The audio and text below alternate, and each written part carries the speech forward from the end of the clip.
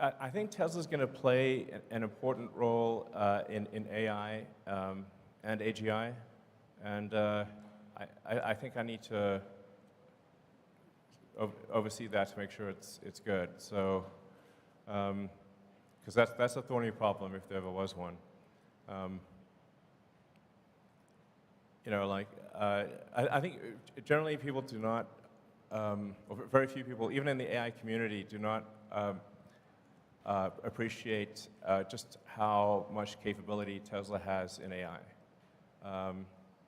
It's by far the most advanced real-world AI. There's no one even close. Just how much capability Tesla has in AI. Reality has the most degrees of freedom. It's by far the most advanced real-world AI. There's no one even close. I got to make sure that's good. How much capability Tesla has in AI. Reality has the most degrees of freedom. It's by far the most advanced real-world AI. Cybertruck fully ramped. Oh yeah. I got to make sure that's good. How much capability Tesla has in AI. Reality has. We'll start production later this year. We'll start handing over cars later this year. There will be an S-curve production, so it'll be slow at first, and then reality has. We'll start production this year. We'll start handing over cars later this year. There will be an S-curve production, so it'll be slow at first, and then reality has. We'll start production this year. We'll start handing over cars later this year. There will be an S-curve production, so it'll be slow at first, and then reality has. We'll start production this year. We'll start handing over cars later this year. We don't just need. There will be an S-curve production. So much slow at first, and then reality has. We'll start production this year. We'll start we don't just need. There will be an S-curve production. So much slow at first, and then reality has. We'll start production this year. We'll start we don't just need. There will be an S-curve production. Slow at first, and reality has. We'll start production this year. We'll start we don't just need. There will be an S-curve production.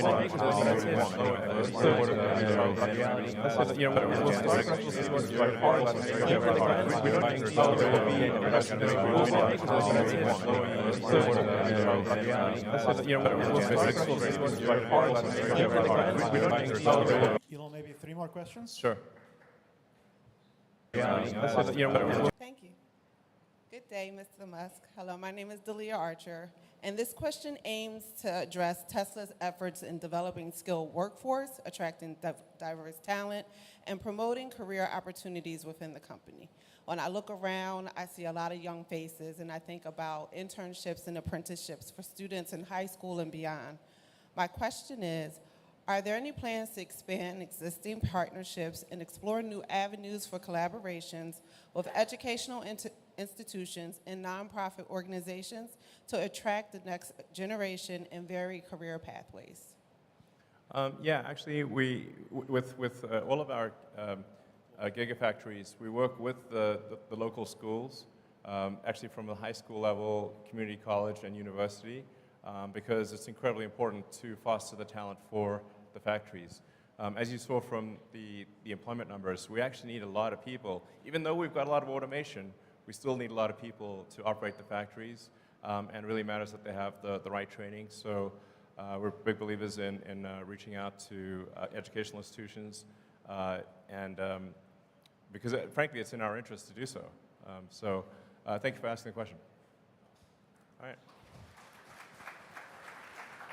Elon, Josh Fuller. I had originally thought of asking about the fun police and pushing back on the boombox and allowing us to screech at people with goats again. But after seeing Optimus, I was inspired to ask, has anybody asked Optimus's opinion of Mars, and does he have a ticket yet? Well, Optimus is not a deep thinker at this point. Optimus is still, figuring out how to do basic stuff. It couldn't make, cook some eggs or something quite yet. So we need to get Optimus to the point where it has reasonable agility and can do basic things. And we're aiming for it to start off doing simple tasks that are sort of boring and repetitive or dangerous, basically jobs people don't want to do. So that's our goal, and I'm confident we'll achieve that goal. And then we've got to figure out how to make it at scale, make sure that the robot is safe. I think it's going to be very important to have a local means of turning it off. So safety is going to be extremely important. I can't emphasize that enough. But right now, it is not at an intelligence level where it's pondering questions like Mars. But perhaps it will be one day. So. Hi, good afternoon, Elon. My name is Luke Arsenault. I just want to start off by saying a big thank you to you and the team of Tesla for all you guys do. It's been great to see, and I'm so happy for you guys. My question is, with the rise in cybersecurity threats to operational technology and Internet of Things, what steps is Tesla taking to protect the company itself and its products from these threats? Also, as a suggestion, because I know you like suggestions, for the navigation, do you think we could do something on the UI that adds in when you're about to take the off-ramp to show a picture of that exit, kind of like other map systems do? And then also... Oh man, this is a lot of questions. One of my friends wanted to get a shaka from you, if that's possible. Okay. Well, we are constantly improving the navigation system, and being robust to hacking is incredibly important. In fact, we conduct a lot of sort of third-party hacking contests to try to get the best hackers in the world to break into our cars. And actually, no one has yet actually broken into a Tesla in a way that would allow you to really control the car in a significant way. But they have gotten to where they can like honk the horn and mess with the infotainment system. And I'd like to thank them for their efforts. So we take information security extremely seriously.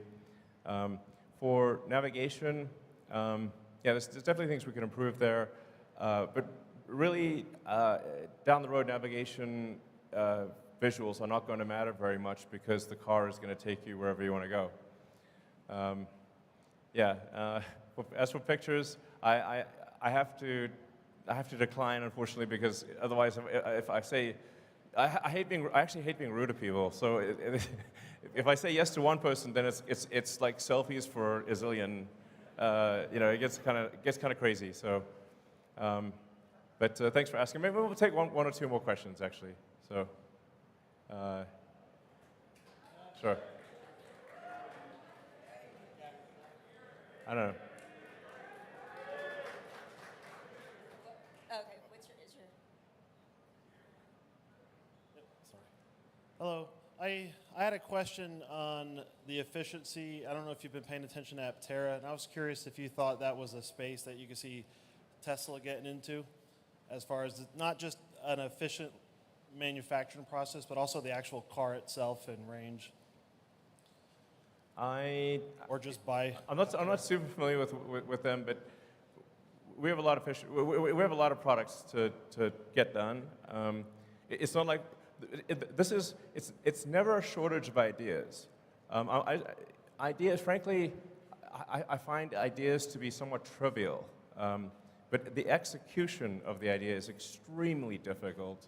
And as I said, like prototypes are easy, production is hard. Production and cash flow positive is excruciating pain that you like at a level you cannot believe. So it's not product ideas; they're irrelevant. That's what I think of them. It's sort of like the idea of going to the moon. That's not that's irrelevant. Getting to the moon is the hard part. So, okay. So maybe one last question. Yeah.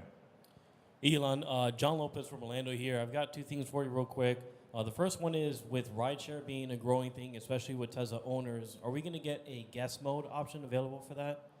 The second thing is as an X-Plaid owner, I would really love to get track mode. As a what, sorry? X-Plaid. Well, Plaid has track mode. The Model X Plaid does not, though. Oh, Model X. Yeah, we can probably add that, sure. Yeah, no problem. So, rideshare is a bunch of these things will really not be relevant in a self-driving world. You can summon the car and take you somewhere, and if you want to add someone to that ride, you can if you want to. But overwhelmingly, it is about achieving self-driving, full self-driving. And I think we're really getting to the final stages of full self-driving where, I drove for several days around Austin, just dropping pins in random locations, and I had 0 safety interventions. So it's really, and even in the city of San Francisco, which is very complex, I haven't had a safety intervention in a long time. So I think it's getting to the point where, admittedly, I have been optimistic about this in the past, but I think this time.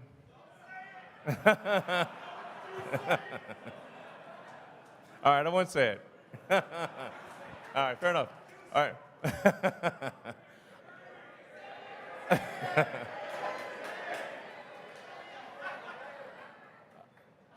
Okay, I think it'll happen, So, all right, you want one last question? Sure.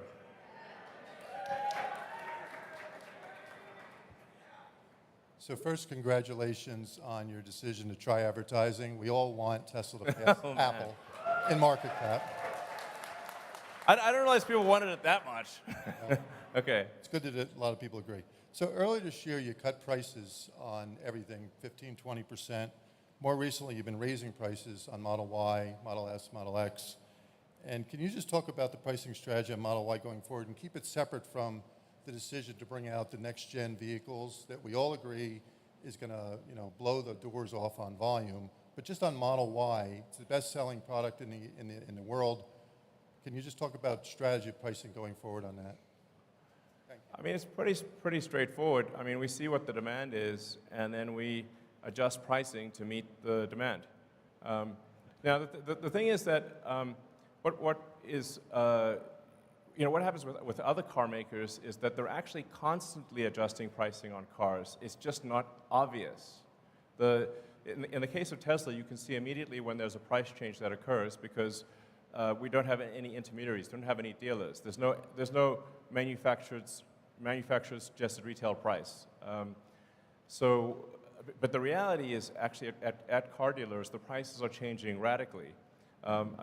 Last year there were significant premiums above MSRP at sort of the conventional car dealer, so you'd pay above MSRP last year. And then this year I think things are below MSRP or close to it. And then the manufacturers will then also offer incentives. So what's actually happening are very big price shifts by other car makers. They're just not obvious. Whereas with Tesla, it's obvious. And this is necessary because demand fluctuates a lot. So something's got to be done to achieve a supply-demand clearing point for volume. So just people are reacting to something that's obvious as opposed to saying, oh, yes, every car company does this all the time. Tesla is no exception. That's the actual reality. So, all right. So. Last question. I'll be really quick. Okay. So I will say I have been driving FSD. My wife drives FSD. There's a term called the wife test. My wife will only drive our kids on FSD. It's incredible. Okay. So, that is a great. The sort of significant other test is a very a good test because for a while there was like friends or significant others would be like, please don't put it on. It's too scary. But then it's getting to the point where it's going to be just smooth as silk. So in fact, you'll be able to visually tell, perhaps even now you can, visually tell if the car is being driven on FSD or manually, because if it's being driven on FSD, it's smooth and precise. And if you look at if you actually closely observe cars going down the highway, the people are constantly moving in their lanes. So the cars are like doing this all the time when they're manually driven. If it's actually on FSD, it's dead center in the lane. It will actually get to the point where it is not merely, and maybe is at that point, not merely safer than a person, but actually way smoother than manual driving. I can't say enough about the profundity of full self-driving. It is just one of the biggest changes in history that will occur. It's not some feature. it's like a profound. It's really as profound as electrification. And that we already have millions of the cars on the road that will literally achieve this with a software update. I mean, that's like head exploding emoji, you know? I think probably a lot of people in this room realize it, but most of the rest of the world doesn't. Yeah, so.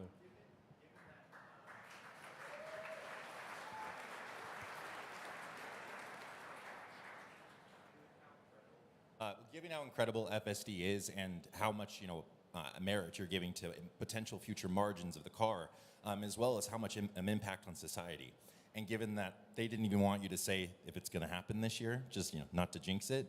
Sure. Would it be possible to have just for some type of public-facing, investor-facing kind of timeline, so that way you mentioned V12 is coming, and that's AI front end. Could we just see kind of a timeline on this is the version we're at?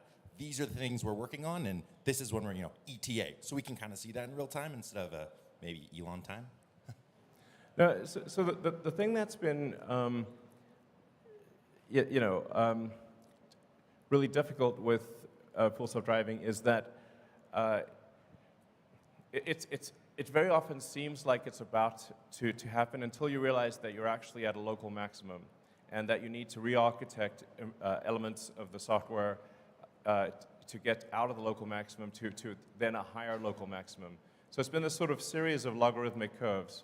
And that's why it's been like, it seemed like, oh, if you just extrapolate this on a straight line, it gets to self-driving, except that it's not a straight line, it's a logarithmic curve, and it sort of, and you start hitting these like local maximums where you'll sort of asymptote to a certain capability and then have to re-architect things. So now I think we're finally at a high enough local maximum, or will be this year, where to the point where it is, I think, probably safer than a person, meaning the probability of injury on average will be better than a person, even if someone pays no attention to the car. It is worth saying that right now, for human supervised Tesla full self-driving, it is dramatically safer than manual driving. It's like, I think like 4 times safer, maybe more. So it is already a massive safety improvement to have human supervised FSD right now. And I think we will get to the point where we're always going to be in some amount of local maximum, but I think that we'll be in a local maximum that exceeds human level safety this year. Yeah, but I guess we'll see. So anyway, I want to thank you all for coming, and so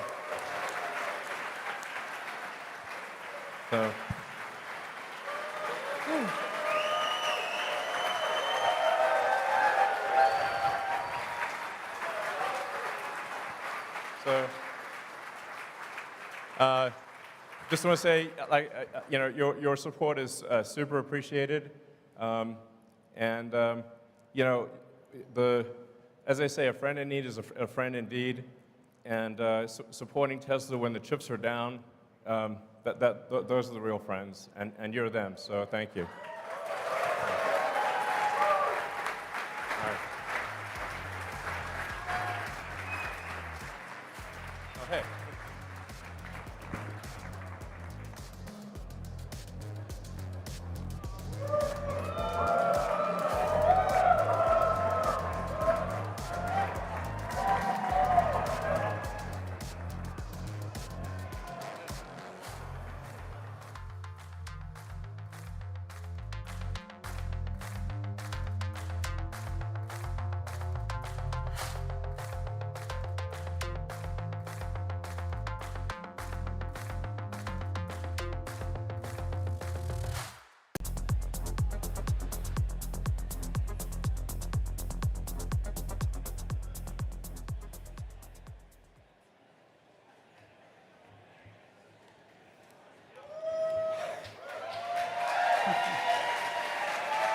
Good afternoon, everyone.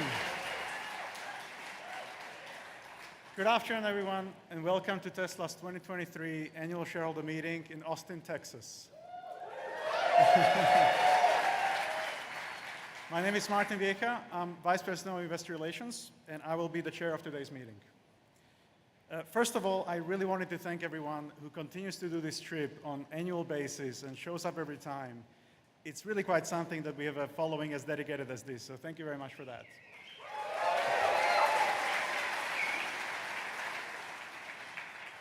I also wanted to thank our first-time visitors. I know that many of you won a lottery to come for the first time to a Tesla shareholder meeting.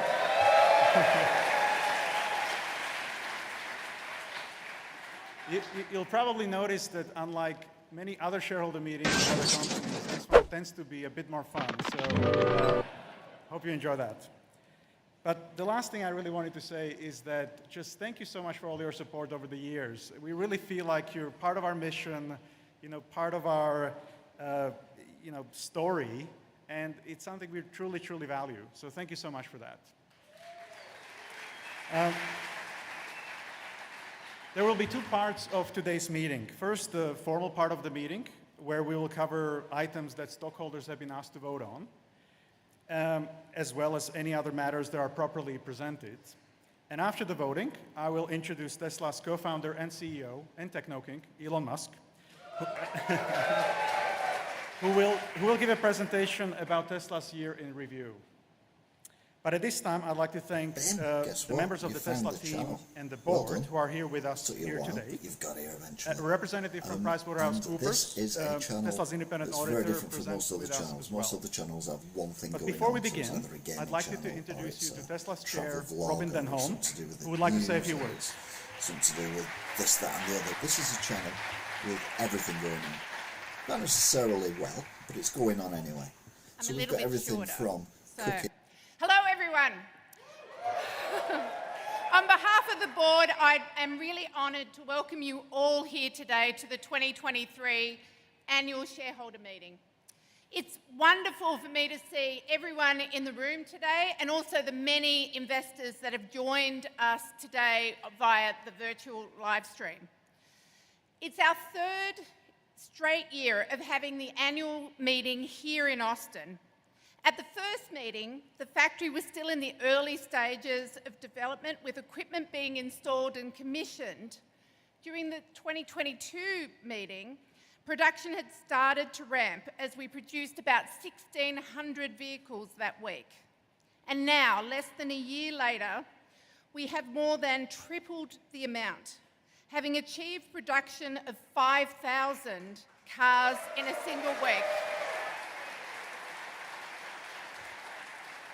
A huge congratulations to the Texas team. And on top of that, we are getting ready to roll out our first Cybertrucks.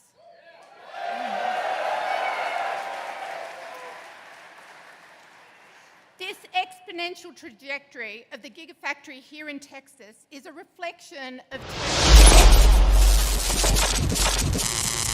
2022 was another record-breaking year for us, with deliveries growing by 40% year over year. And that trend has continued in the first quarter of 2023. We would not be able to achieve this growth without the dedication of our amazing team. I've been fortunate enough over the years to actually travel to many of our locations, all of the gigafactories around the world, and I can tell you that I've witnessed firsthand how our exceptional employees in our global talent across the world has together achieved our mission, or furthered our mission, of accelerating the world's transition to sustainable energy. Huge round of applause, please. This year, here in Texas, So, ihr Lieben, herzlich willkommen. at our very first Investor Day, where we introduced our company leaders from design to engineering to supply chain, manufacturing, energy, and charging. And they each spoke about the role of their teams in making our mission come to life. And I was thrilled that investors were able to hear directly from this outstanding leadership team that Elon has been able to put together over many, many years.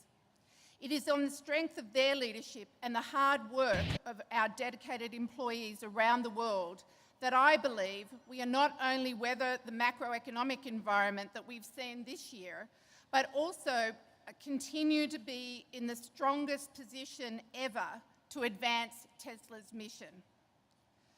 As a startup, Tesla proved that electric vehicles could be fun with the Roadster.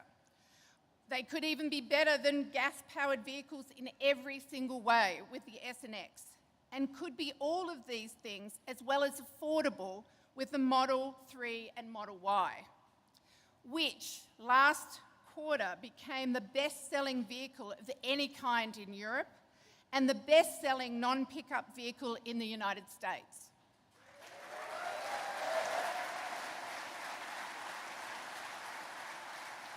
And today, as one of the world's largest global companies, we plan to change the paradigm again by forging the path to achieving a global sustainable energy economy as set out at our Investor Day in our Master Plan 3. As Tesla grows, so do our customers' positive impact on carbon emissions. When I stood here last year, I proudly announced that in 2021, our customers avoided emitting 8.4 million metric tonnes of greenhouse gas emissions, the equivalent of over 20 billion miles driven by internal combustion engine vehicles. Today, I can tell you that in 2022, our customers avoided releasing over 13.4 million metric tonnes of greenhouse gases into the atmosphere, the equivalent of over 33 billion miles of driving of internal combustion vehicles. That's an almost 60% increase